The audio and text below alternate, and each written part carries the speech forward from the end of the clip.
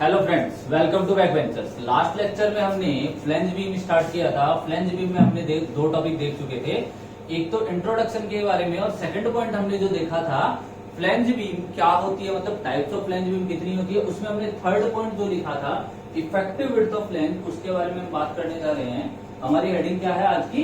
Effective width of flange.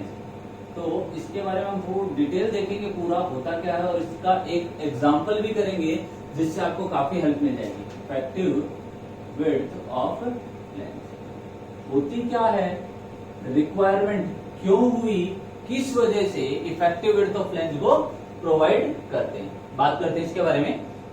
इससे पहले अगर किसी ने चैनल को सब्सक्राइब नहीं किया है तो चैनल को सब्सक्राइब कर दें, और हमारे जो टेलीग्राम चैनल है उसके ऊपर टेक्निकल क्विज और नॉन टेक्निकल क्विज स्टार्ट की गई है, तो वहां पर पार्टिसिपेट करें, जिससे आपको Rajasthan JEE exam, SSC JEE exam और बीपीएससी एग्जाम या यूपी ट्रिपल एससी या फिर यूपीएसएससी या फिर UP triple SC JEE exam में काफी हेल्प मिलेगी।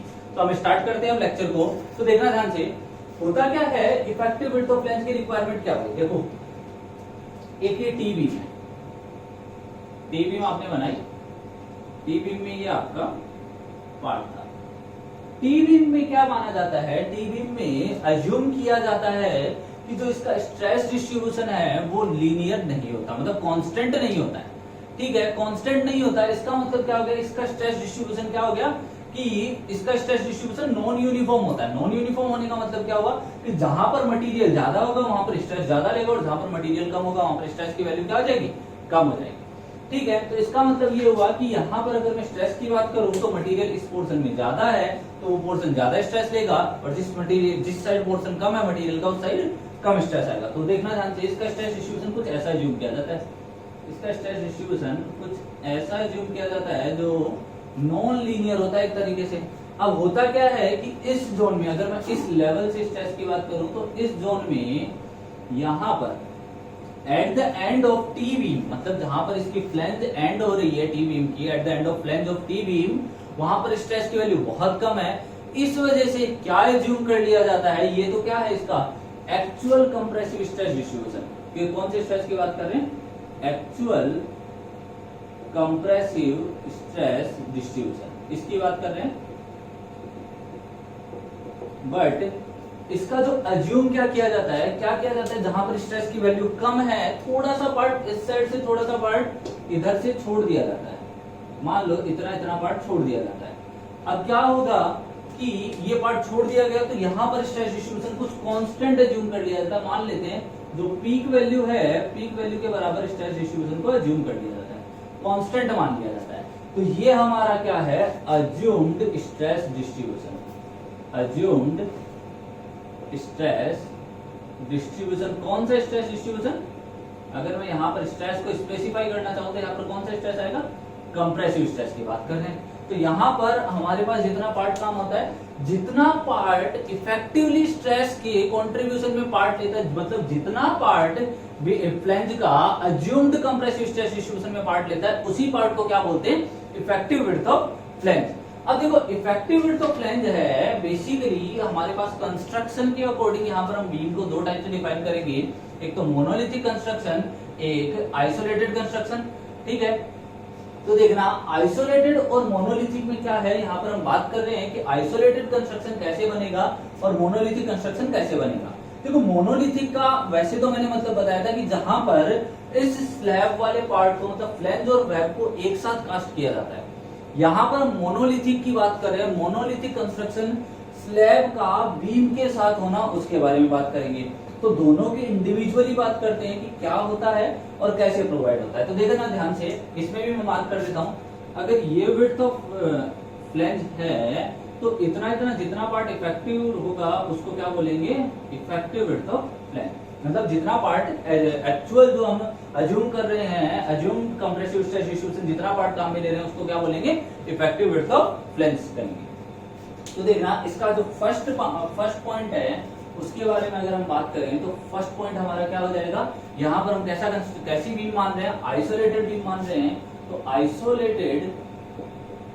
आइसोलेटेड फ्लेंज बीम की अगर मैं बात करूं तो उस केस में दो टाइप की हम यहाँ पर बीम की स्टडी करते हैं। जो हमारे क्वेश्चन पूछा जा सकता है वो हम एक पढ़ते हैं टी बीम और सेकंड वन होती है हमारी एल बीम। तो देखना टी बीम के बारे में हम बात करते हैं, यहाँ पर हम टी बीम बना देते हैं, इधर एल बीम बना देते हैं। तो देखना ध्यान से क्या होगा, ये आपका एक टी बीम का पार्ट है।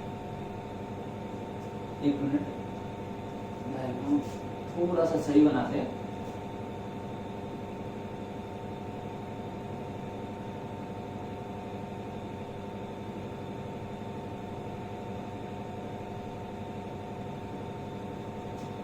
ये आपकी एक टी बीम है, यहां पर रेनफोर्समेंट प्रोवाइड था, ये एरिया ऑफ स्टील हो जाएगा, ये BW का मतलब क्या हो गया, विड्थ ऑफ फ्लैंज। इस पार्ट को बोलेंगे डेप्थ ऑफ फ्लैंज, इस पार्ट को बोलेंगे विड्थ ऑफ फ्लैंज। ठीक है, अब यहां से हमें मान लो इसको जो इसकी इफेक्टिव विड्थ ऑफ फ्लैंज है, इसके अंदर एक पॉइंट और मार्क कर देते हैं।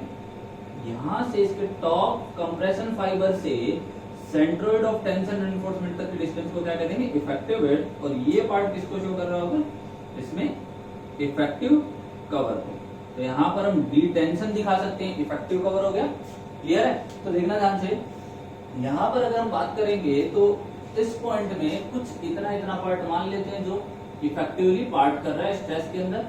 तो ये वाला पार्ट है, उसी को क्या बोलेंगे, इफेक्टिव विड्थ ऑफ फ्लैंज। अब इस केस में कैसे कैलकुलेट की जाती है, देखो क्या होगा कि मान लिया कि ये वाला जो पार्ट है कोई इतना मान लेगा, कोई इतना मान लेगा, तो उसकी डिपेंडेंसी वो कितना अमाउंट होना चाहिए। तो नंबर ऑफ एक्सपेरिमेंट के बाद में आईएस कोड ने इसके रिगार्डिंग कुछ रिजल्ट्स दिए। आईएस 456/2000 कुछ डेटा देता है, वो क्या कहता है, B effective in case of isolated flange beam, isolated T beam, B effective is equals to L naught upon L naught by B plus BW plus, yes sorry यहां पर क्या आ जाएगा, +4 प्लस विड्थ। और जो आपने विड्थ अज्यूम की है ये हो जाएगा आपका।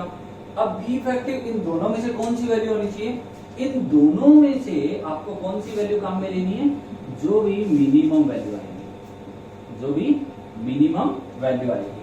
तो यहां से एल नोट के बारे में हम बात करेंगे कि एल नोट क्या है। जब हम थोड़ा सा एल बीम के बारे में पढ़ लेते हैं उसके बाद में बात करेंगे।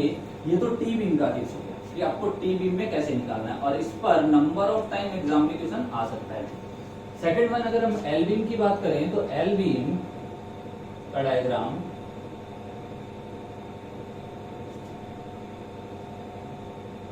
ये एल बीम हो गई।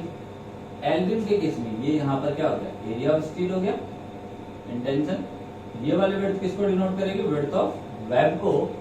ये वाले विड्थ क्या हो गई, बी। यहाँ पर मान लिया इतना इतना पार्ट है वो इफेक्टिवली पार्टिसिपेट कर रहा है, तो ये वाला यहाँ तक का पार्ट क्या हो गया, be effective width of flange. क्योंकि ये वाला पार्ट क्या हो गया, flange.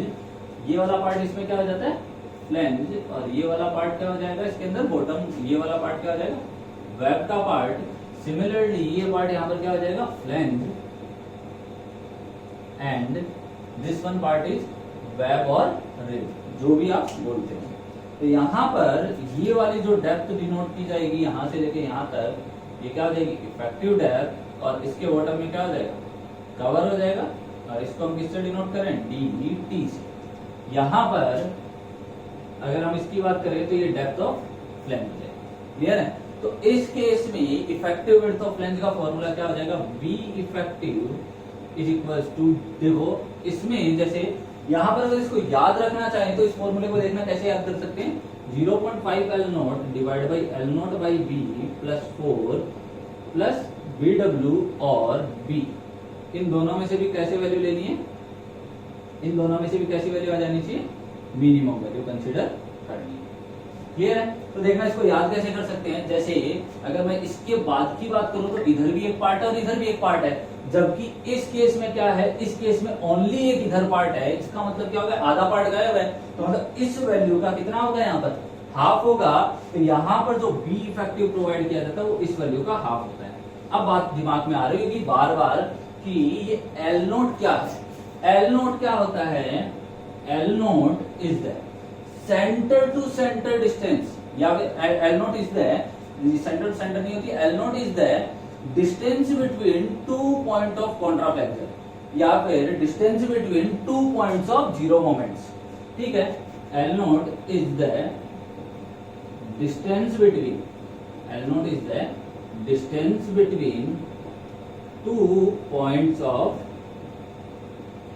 Zero moments, two points of zero moments. अब देखो, two points of zero moments मतलब किसी भी बीम में बेंडिंग मोमेंट दो पॉइंट पर जीरो हो रहा होगा, उन दोनों के बीच की डिस्टेंस को क्या कह देंगे, एल नोट कह देंगे। तो इसके बारे में भी हम आगे बात करते हैं कि एल नोट क्या होता है। तो देखना ध्यान से, यहाँ पर अगर मैं एल नोट के बारे में बात करूं तो ये देखना, ये आइसोलेटेड फ्लेंज बीम है, इसके साथ में ही मैं एल नोट की बात कर रहा हूं। उसके बाद में हम पढ़ेंगे मोनोलिथिक कंस्ट्रक्शन, जब बीम को स्लैब के साथ कास्ट किया जाता है।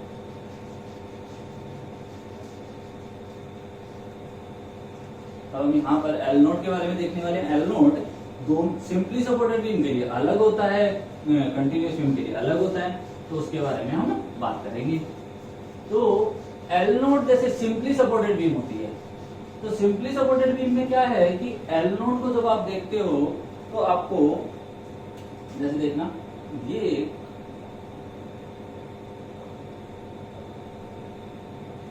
सिंपली सपोर्टेड बीम है, ये इसके सपोर्ट्स हो गए,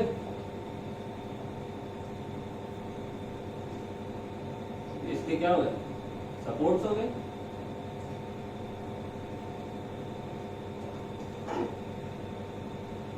अब जब इसका बेंडिंग मोमेंट हम डायग्राम बनाएंगे, इसका जब बेंडिंग मोमेंट डायग्राम बनाएंगे, ये इसका स्पान हो गया सेंटर टू सेंटर, ये इफेक्टिव स्पान हो गया, इसके बारे में पहले भी बात कर चुके।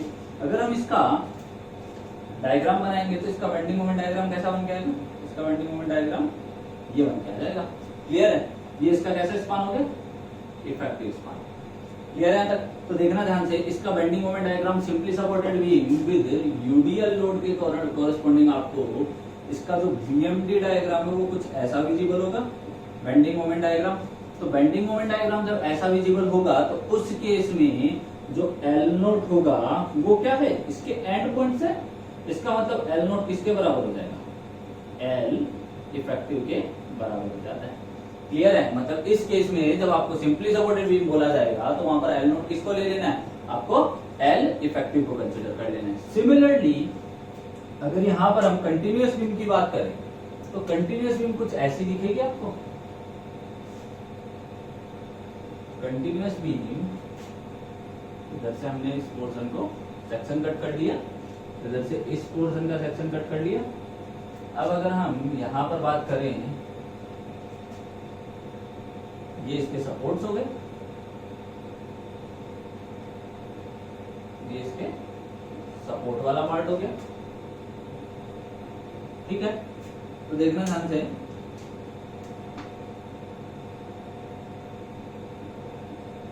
इस केस में जब हम इसका बेंडिंग मोमेंट डायग्राम बनाएंगे तो हमें इस केस में इसका बेंडिंग मोमेंट डायग्राम क्या दिखेगा, कुछ ऐसा दिखेगा।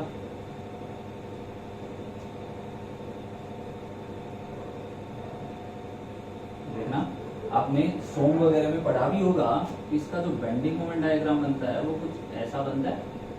सोम में नहीं, ये आपने टोस में पढ़ा भी होगा कि इसका बेंडिंग मोमेंट डायग्राम कुछ ऐसा बन के आएगा। ये कंटिन्यूअसली डायग्राम बनता है। इसका मतलब जब हम यहाँ पर एल नोट कंसिडर करेंगे तो एल नोट क्या हो जाएगा, देखो पॉइंट्स ऑफ जीरो मोमेंट, इस बीच वाले स्पान की बात करें, यहां से लेके यहां तक की डिस्टेंस क्या है, एल इफेक्टिव है। अब देखो ध्यान से, इसके अंदर पॉइंट्स ऑफ जीरो मोमेंट्स ये विजिबल हो रहे हैं, तो इसीलिए यहाँ पर एल नोट क्या हो जाएगा, एल नोट की वैल्यू क्या हो जाएगी, देखना एल नोट इस केस में अगर हम कैलकुलेशन करेंगे बार बार इन पॉइंट्स की तो हमारे लिए कॉम्प्लेक्स प्रोसेस हो जाती है।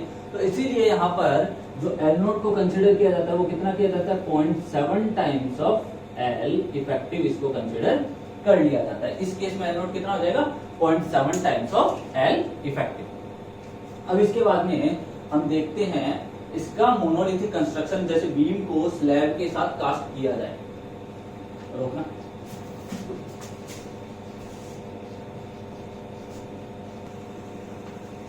देखना सेकंड पॉइंट जो हम बात कर रहे हैं मोनोलिथिक कंस्ट्रक्शन है बीम और स्लैब का। जैसे स्लैब बनाई गई है, ये फ्लोर सिस्टम बनाया गया है, फ्लोर सिस्टम में आपको स्लैब दिख रही है वाला पार्ट, ठीक है।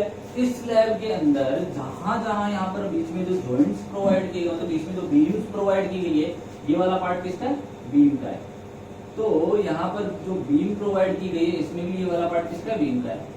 तो ये जो स्लैब के अंदर बीच में जो जॉइंट्स पे बीम प्रोवाइड की गई है स्लैब के बीच में, तो इन बीम के कोरस्पॉन्डिंग जब हम इसका साइड व्यू देखेंगे तो हमें कुछ ऐसा डायग्राम दिखेगा, ठीक है।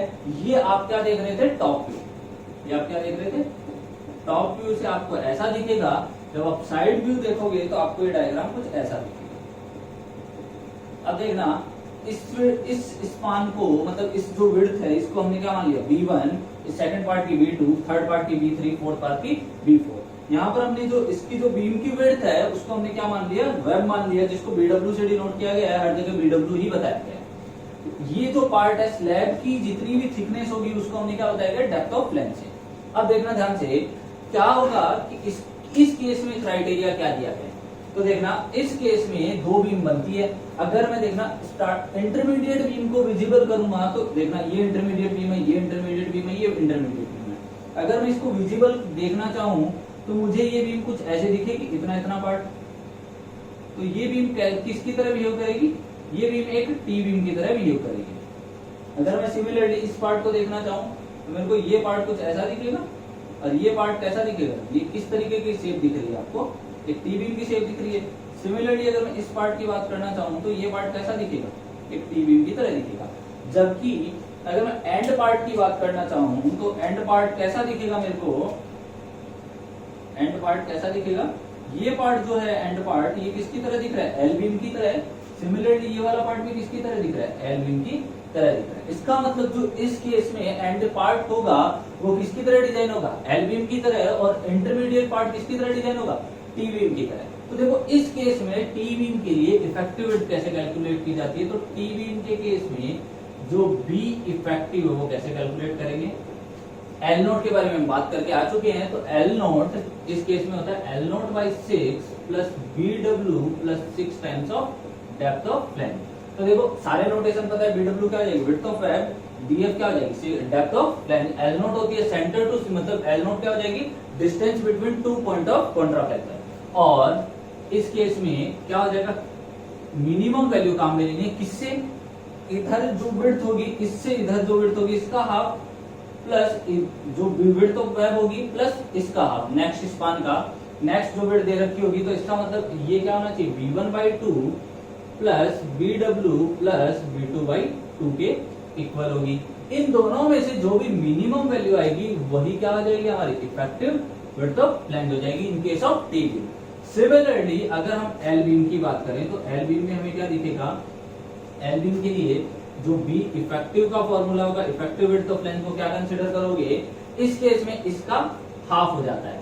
तो मतलब L note by 12 plus BW पे कोई इफेक्ट नहीं आता, प्लस इसका भी हाफ हो जाएगा, तो 3 टाइम्स ऑफ DF। और क्या हो जाएगा देखना, यहां पर अगर मैं इस डायग्राम से दिखाना चाहूं तो यहां पर मैं लिख दूंगा B4/2 plus BW।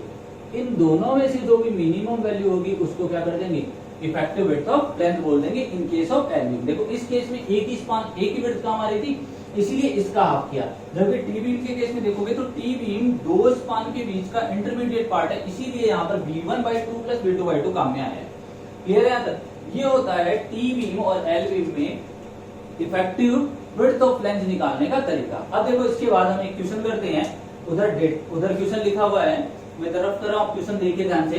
Calculate effective width of flange, effective width of flange किस केस में, for an isolated T beam, मतलब जो हम सबसे पहले पढ़ के आए हैं उसके बारे में बात कर रहे हैं, for an isolated T beam. और उस केस में ओवर सिंपली सपोर्टेड, मतलब वो कैसी बीम है, सिंपली सपोर्टेड बीम है, ये भी पता चल गया। अब वो हमें अगर कंटिन्यूस देता तो हमारे पास अलग क्राइटेरिया हो जाता है एल नोट का। अब सिंपली सपोर्टेड किया है, simply supported effective span of कितने का दे रखा है, 8 मीटर, मतलब एल इफेक्टिव की वैल्यू दे दी। इस केस में सिंपली सपोर्टेड बीम के केस में जो एल नोट होता है वही आपका क्या होता है, एल इफेक्टिव होता है।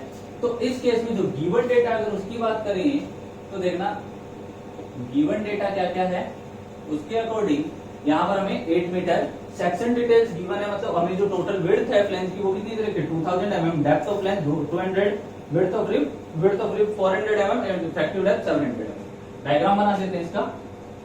ये हमें एक टी बीम दे रखी है,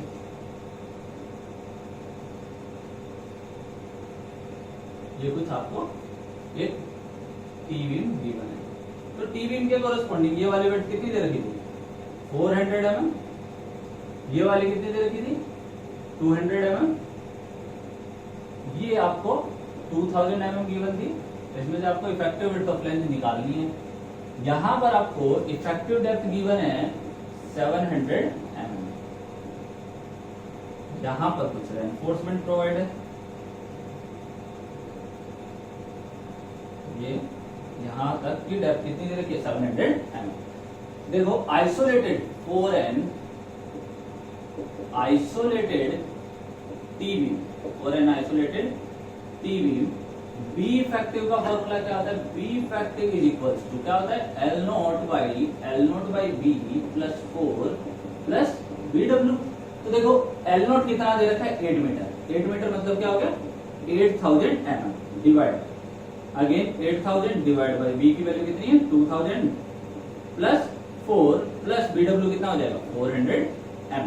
ये सारा डेटा आपको दे रखा है। तो देखो ध्यान से, जब इसको कट करेंगे तो 4 टाइम्स ये कट हो जाएगा, 4 प्लस 4 8, यहाँ पर आ जाएगा 1000 प्लस 400, इसका मतलब ये कितना आ गया 1400 mm। और क्या आनी चाहिए यहाँ पर, इसका और का केस क्या था, जो आपको बी गिवन हो।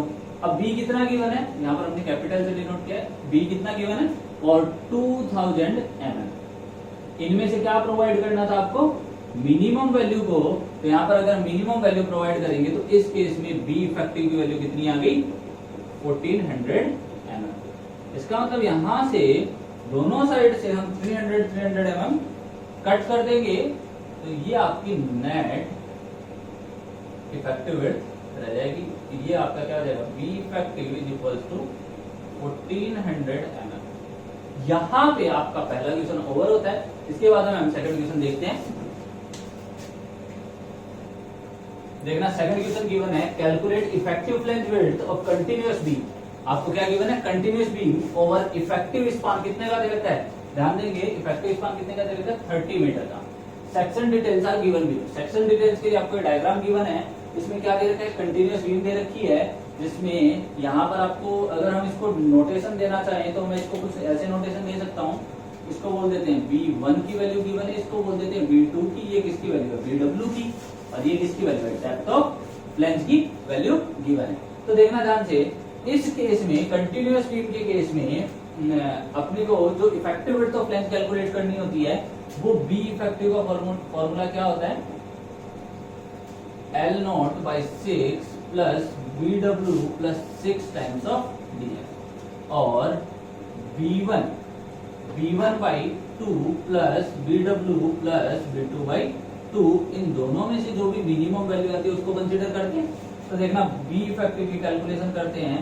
L नोट कितना दे रखा है, L note in case of continuous beam, in case of continuous beam L note क्या होता है 0.7 टाइम्स ऑफ L इफेक्टिव। हमें L इफेक्टिव कितना दे रखा है 30 मीटर दे रखा है, तो यहाँ पर हम रख देते हैं 0.7 टाइम्स ऑफ 30 मीटर।